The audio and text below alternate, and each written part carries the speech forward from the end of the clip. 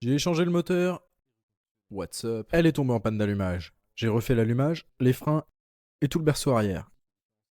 Et cette fois-ci, elle est en panne de boîte. Back at it again on the Jaguar. Motherfucker. Je dois l'avouer, c'est un peu ma faute. Lors de la séparation de l'ancien moteur et de la boîte, je n'avais pas desserré les vis du convertisseur. Image inédite que je n'ai pas assumée et coupée au montage à l'époque. Je l'ai démonté comme une boîte manuelle, où le mécanisme reste attaché au volant sur le moteur. Ici, le convertisseur doit rester attaché à la boîte. On accède aux vis par derrière via une petite trappe. Chiou. La turbine fixe du convertisseur est solidaire de la boîte, la pompe à huile de la boîte est solidaire du convertisseur. S'ils ne sont plus alignés, ils prennent cher. La parfaite illustration de la phrase « Vous pensez qu'un professionnel coûte cher ? Vous n'avez pas idée de combien peut vous coûter un incompétent. » Morceau de métal dans l'huile, la boîte n'a pas fait long feu. Toujours est-il qu'il faut arranger ça. La première étape, c'est de rise up. Cryomax, calage sur chandelle, cale en bois.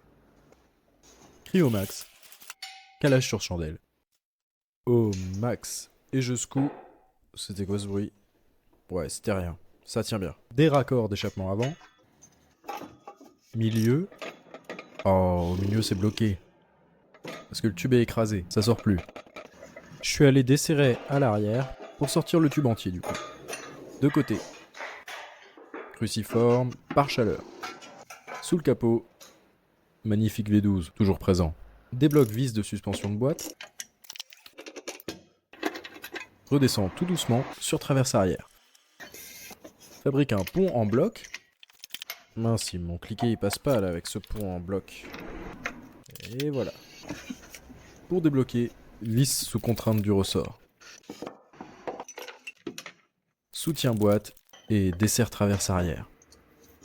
Vis latérale, horrible à desserrer.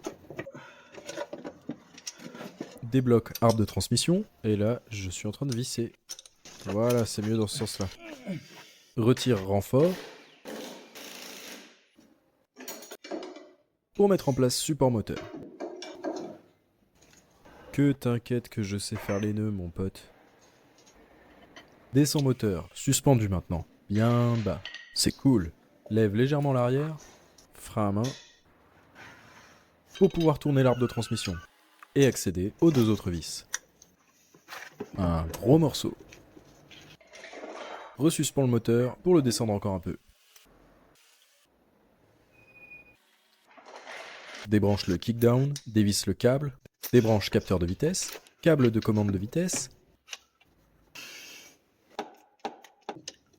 cache convertisseur de couple, dévisse carter pour évacuer un maximum d'huile, filtre. L'huile est pleine de métal, c'est une honte. J'ai honte.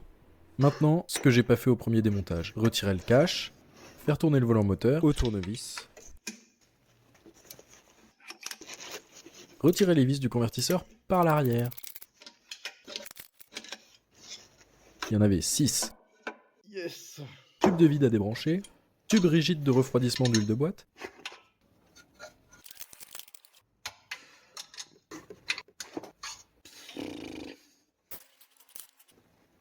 souffler, vider. Je vois à peine les vis de boîte.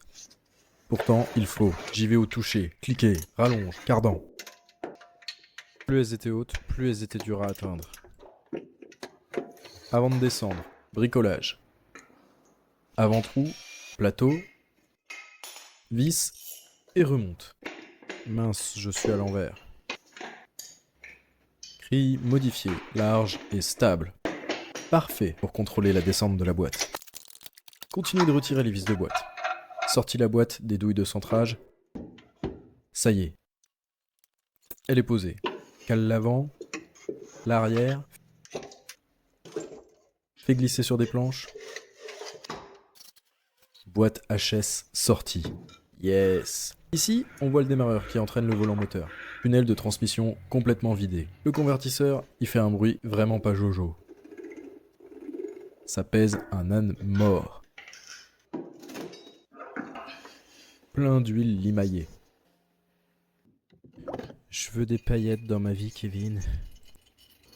Et ça, c'est la nouvelle, entre guillemets, boîte de vitesse d'occasion. Retire le joint speed entrée en utilisant une lame de cutter comme burin, puis un tournevis plat, puis mon marteau. Remplace. Ah là ça s'engage bien. Ah non. Cette fois-ci il y avait un joli CV, une belle lettre de motivation, donc c'est bien engagé. Nettoie face d'appui. Je veux que les pions de centrage coulissent, donc je nettoie parfaitement et je mets de la graisse dans les trous. Pareil à l'envers. Glissade, souffle les filetages, montée sur cri.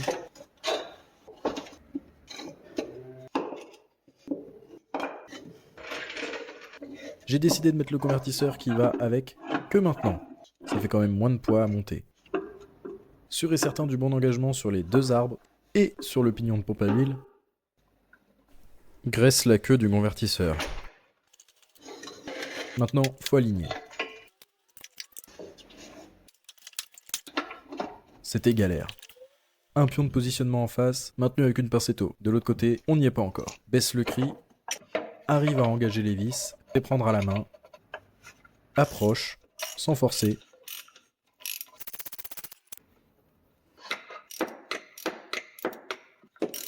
Les plans sont collés. Victoire. Vis bloquée. À l'aveugle. Bidon d'essence et pompe à main.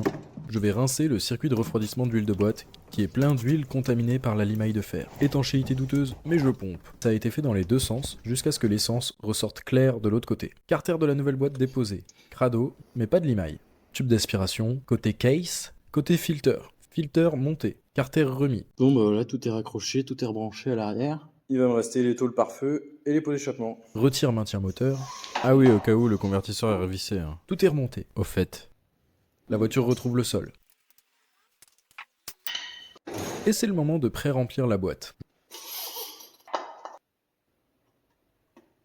Jauge dure à lire, car l'huile descend par le tube de jauge, ce qui est vraiment une idée nulle. Je vais démarrer le moteur. Qui va entraîner le convertisseur de couple, qui va entraîner la pompe à huile de la boîte, qui va faire circuler l'huile dans la boîte, le radiateur, le convertisseur, etc. Pour cela, je passe chaque rapport, pied sur le frein, moteur tournant, pour amorcer chaque circuit, chaque piston, etc. Magnifique, elle bouge. Mais que en marche arrière. Flûte. Après avoir complété le niveau, j'ai un petit peu de marche avant.